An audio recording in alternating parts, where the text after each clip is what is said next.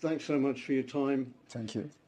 So much is riding on this election, especially for young people in Nigeria. They're desperate for change, is my view.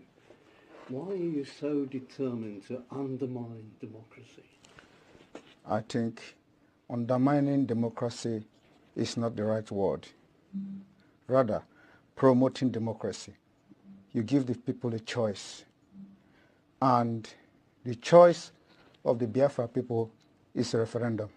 It is also a democratic process. So that is not undermining a democracy. More accepted democratic process is when you give the people choice to decide their fate. But they have a choice. This is an election which will be following democratic laws. In Nigeria, Biafran people do not have a choice. And that is a historical problem created by the Britain. So everybody, as you have been a journalist with your experience and the history of Nigeria, you agree with me that Nigeria is a mistake because of the tribal and dangerous diversity in Nigeria, which is also a destructive diversity. So when you give the people the choice to choose how they want to live, that is a true democracy. A democracy is not when you bring in the military and invade communities, burn the communities because people are protesting. You kill them. Is that democracy? Do you do that in the United Kingdom? The answer is no. But what about your role in all this? Your tweets. My role. Wait a minute. Your role in all this. Your tweets and your social media. Why the need for violence? It is. Yeah. At least 1,500 people died in the last 3 presidential election campaigns. Was it my fault then? And there have been deaths so far in this one too. That's what we want to correct by making sure we do not continue to validate an evil entity that subjects their citizens to death.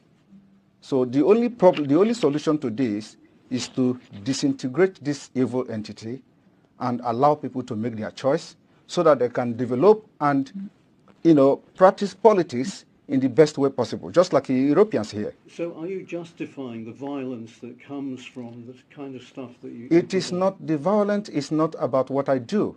It is the provocation of the policy of Nigeria. Okay? So it is a long time bomb coming.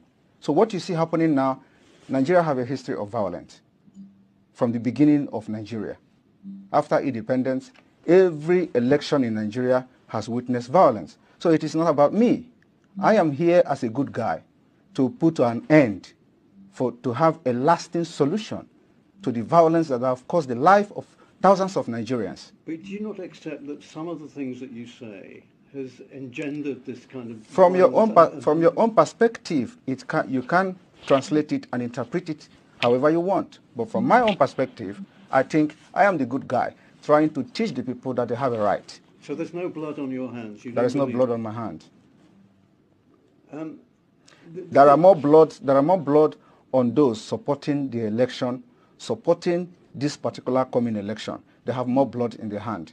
In Imo State, you have a governor that have invaded his own state, killed people, and why are you people not talking about that? Those are the people that have blood in their hand. All the people that have been elected in Nigeria since 1960 all have had bloods in their hand, and nobody is asking the question. I am just the good guy who say enough is enough. Somebody have to say something, and somebody have to do something, and we're doing it. But couldn't you make more progress if you were in the tent, as it were, rather than out of the tent? You can't. In another country. Sorry? You're in Finland. Yes. So wouldn't it be better if you went back home and did the political thing there? You should know. You see, I learn from what happened to others. I don't want to put my life in danger because the country, as far as I'm concerned, does not exist. Any country that does not respect the rule of law does not exist. You're scared you might be killed? Not everybody. You know that. You can say that as well. Yes. There's a bounty on your head. Yes, there's a bounty on my head because Nigeria, because of the Islamic agenda in Nigeria, whoever that rises up to say something that will, make the life of the people to be better, they want to kill the person. They assassinate people every day. And today you see that there is a video that has been released by a man called Ikenga Imo. when an assassin invaded his house and they wanted to kill him. They are police officers. But if there is no CCTV, they will say unknown gunmen. These are the people that are causing all this crisis in Biafra land. But without that video, everybody has concluded that they are unknown gunmen. Today we have known them. What are the government doing about it? What are the international community doing about it? Every evidences that have surfaced anywhere about CCTV camera, it has always been security agent from the Nigerian state. Nobody is talking about that. That is what we are fighting against. We are defending ourselves, and we have armed ourselves to fight Nigeria till the last day. We have done it before. The only difference now is that today we have social media. If social media was there in the 1960s, somebody will do what I'm doing today. In those days, you have we have a man called Okokondem. Okokondem was broadcasting for Radio Biafra and was propagating Biafra stuff, but because there were no social media, so he would have done even more than I'm doing today, I believe so. So this is what it makes a difference. And my activities on social media is educating the people, telling them they are right, that you have a right to say no, and you have the right to say yes. Who's funding you and your organization? Biafra people are funding my organization. Not the Tinubu party? I have nothing to do with Tinubu. And you know, it's very funny. A lot of people said Tinubu paid me 25 million. How is that possible? How is it possible? You're denying he did. I don't know who is Tinubu. I have never communicated with anybody close to him. Just like the way they forged the letter. The reason why this letter issue, Nigeria is a criminal country. They breed criminals. And that's what we're fighting against. The reason why the letter on gets sorted out easily and fast was because it was against Finland. And Finland have to officially react to the letter.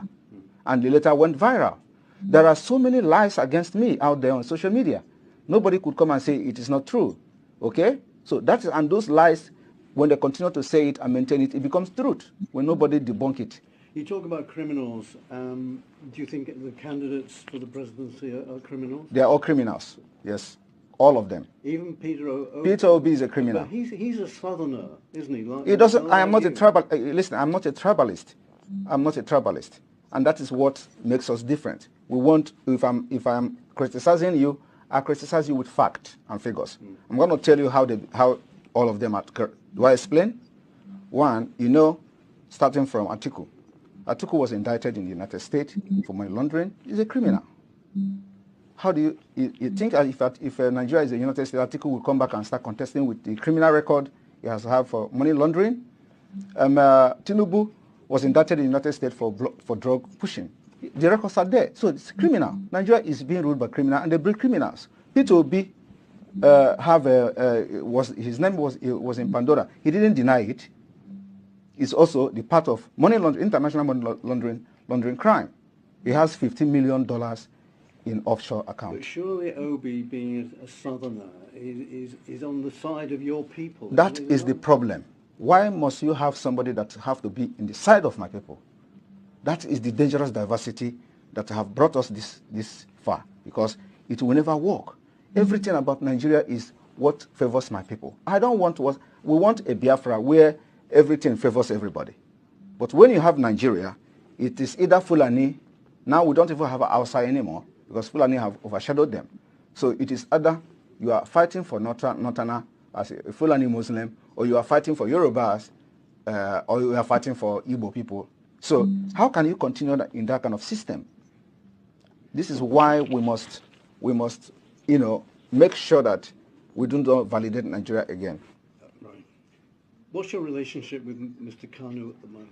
Kanu is the leader of indigenous people of Biafra, and I regard him as my leader. Do you talk? Do you have contact with him? Well, we communicate somehow, but that's a confidential issue. Because you see, he's disavowed violence. He thinks he's made statements to say that everybody condemn violence. I condemn violence. Okay. I have always condemned violence. On social media, maybe you don't follow that. But where is the violence coming? Who are those committing the violence? They are the Nigeria state. And their intention is to use violence to blackmail what we're doing. And of course, you do not expect people who are Nigerians who are angry, who have lost hope. And the next thing you see from them is when you are hopeless, you become violent. So what is happening now is not caused by anybody. It is caused by the system itself. And until we begin to understand that the violence happening in Nigeria is being generated by the Nigeria system itself, we will never be telling ourselves the truth. Are you going to rein in your rhetoric a little bit now? Because How? we're in the election period. You know people hang on to your words, and it can cause some violence, can't it? Well, I don't care. You know, we are already at war. In Biafra side of Nigeria, there is a war going on there, and I don't know why medias are not covering it.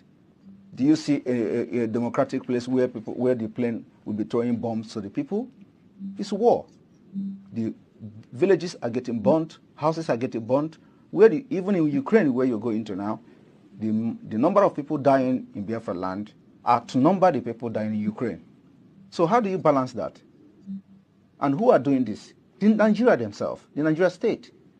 You know, when the military comes to the village, instead of protecting the people, they get angry because they obey our orders and then they start burning their villages. So we don't want to continue like that. We want to have, the only solution to this is the disintegration of Nigeria. And if Nigeria do not disintegrate now, the disintegration later on will be very, very, very chaotic. It will be very hard before international community, if they continue to let us manage this and force people into election in Biafra land, when this time bomb is going to explode, it will affect everyone. One last question. Yeah. Who's going to win the election? Election is not happening in Biafra land. Because you don't want people to vote? Not me. Biafra have decided. I am telling you the fact. There is nothing that will make Biafran's people to go out and vote. This is a life and death matter. We have come a long way. For over 50 years, Nigeria have done all manner of genocide, committed genocide against our people, kill us every day, and you expect us to allow them to continue to kill us, to elect governors that will bring military and militarize our territory? We can't do that again. That's 11 million votes, isn't it? Nobody will vote in Biafra land. I am telling you the fact. It will shock the world.